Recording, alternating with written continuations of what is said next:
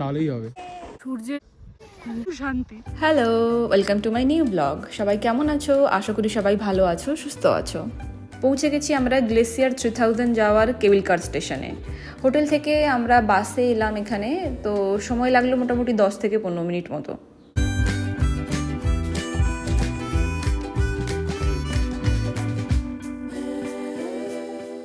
এই হচ্ছে গ্লেসিয়ার 3000 যাওয়ার কেবল কার স্টেশন। এতদিন আমি দুটো নাম জানতাম।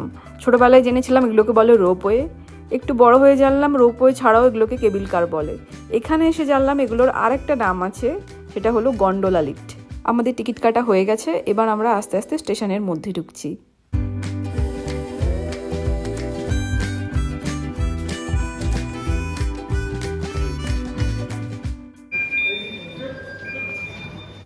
Please go inside. Push, push, push. Yeah, there's 20 more space. এই কেবল কারগুলো বেশ বড়, এত বড় কেবল কার আমি এর আগে কখনো দেখিনি। 150-200 জন তো আরামসেই ক্যারি করতে পারবে।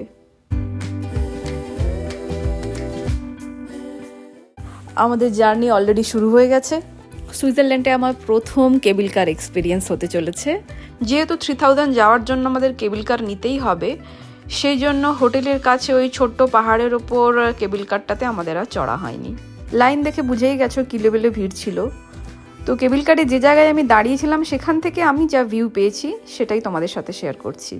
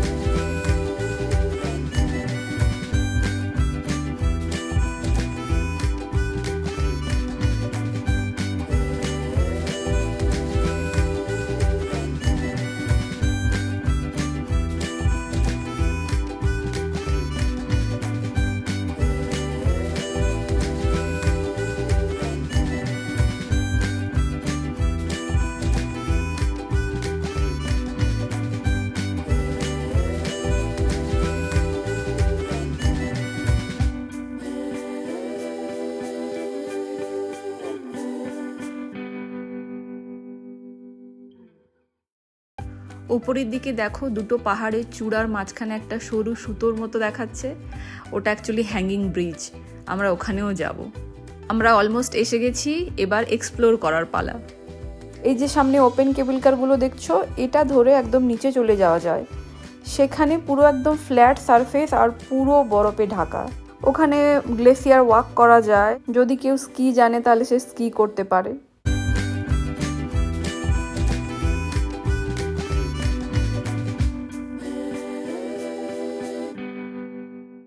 আরেকটা হলো এই কেবল কারের স্টেশন থেকে সিঁড়ি বেয়ে অনেকটা ওপরে উঠতে হবে, তারপরে যেটা তোমাদের একটু আগেই দেখালাম, দুটো পাহাড়ের চূড়ার মাঝখানে একটা হ্যাঙ্গিং ব্রিজ আছে, সেই ব্রিজে যাওয়া। ওই ব্রিজ দিয়ে এক চূড়া থেকে আরেকটা চূড়ায় গিয়ে সেখান থেকে পুরো জায়গাটাকে দেখা, পুরো জায়গাটার ভিউটাকে এক্সপ্লোর করা।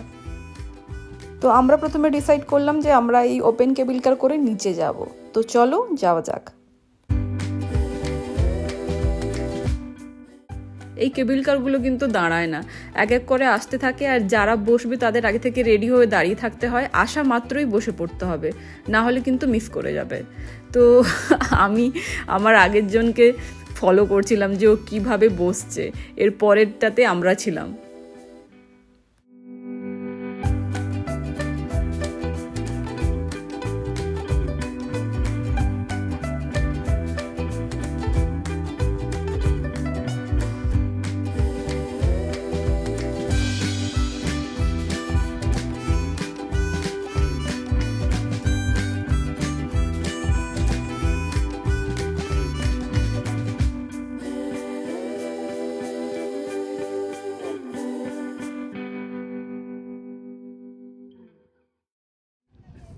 How beautiful it is.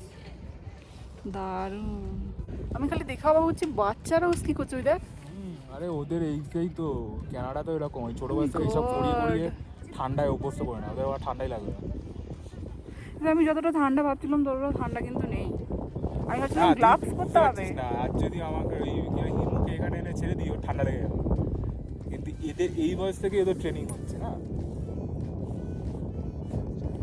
তা আমি ভাবছিলাম আমাকে গ্লাভস পরতে হবে, আমি তো কিছুক্ষণ মাথায় টুপি ছাড়াও ছিলাম, তারপরে একটু একটু হালকা হালকা ঠান্ডা লাগলো, ভাবলাম টুপিটা পরেই নি। উপর থেকে দেখে মনেই হয় না যে এখানে এতটা মানে ফ্ল্যাট জায়গা আছে, তাই না? অনেকটাই ফ্ল্যাট জায়গা।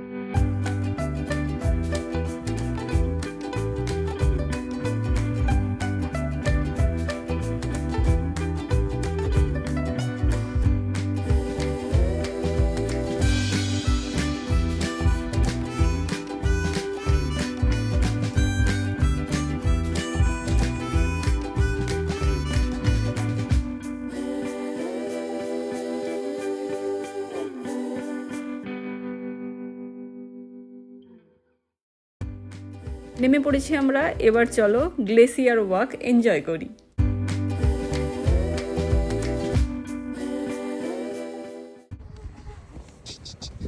পড়ে যাস না, তাহলেই হবে।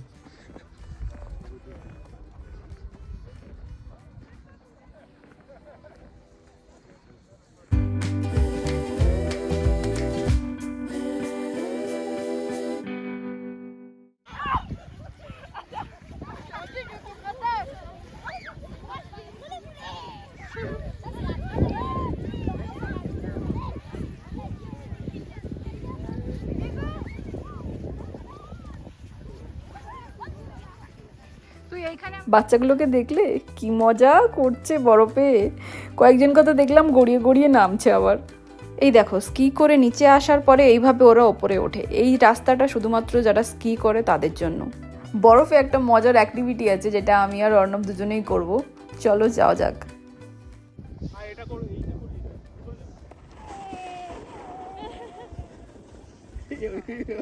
পাটা দিলেই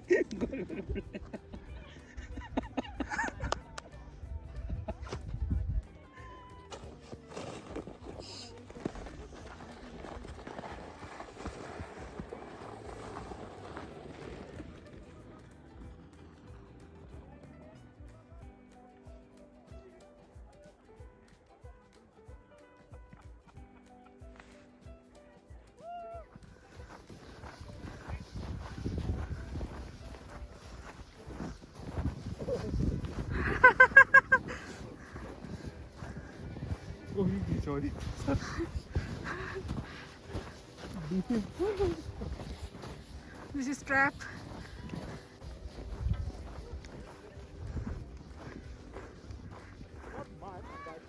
I was nervous around this.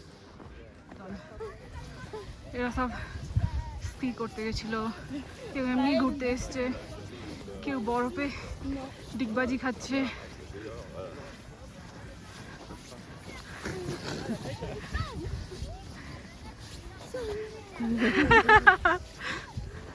Hello,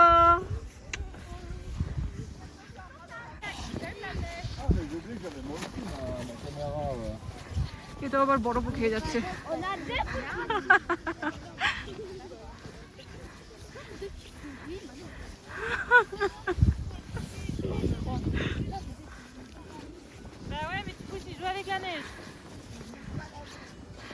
এ ভাবছে কি যে আমার বাড়ি যাওয়ার আর ইচ্ছেই নেই, আমি এখানেই শুয়ে যাই। আহ কি শান্তি, চরম শান্তি।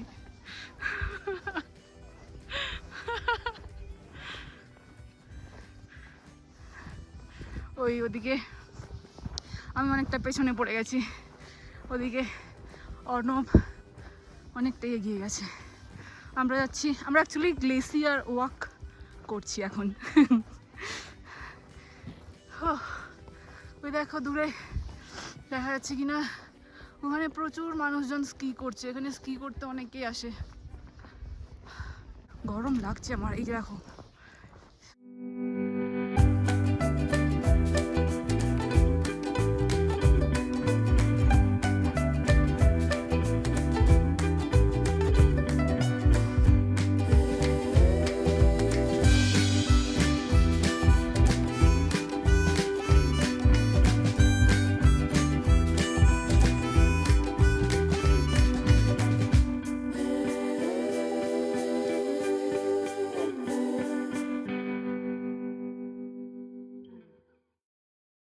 এখানে সূর্যের তেজ এত বেশি, আমি আর জ্যাকেটটা পরে থাকতে পারলাম না, খুলেই দিয়েছি।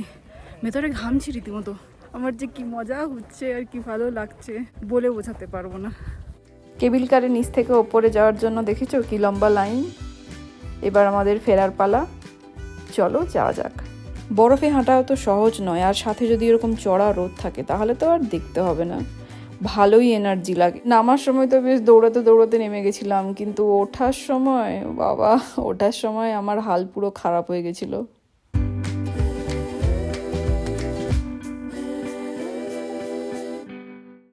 আজ তাহলে এইটুকুই। যদি আমার এই ভিডিওটা তোমাদের ভালো লেগে থাকে তাহলে একটা লাইক করে দিও, আর সাবস্ক্রাইব করো যদি আমার নেক্সট ভিডিওর নোটিফিকেশন আগে পেতে চাও।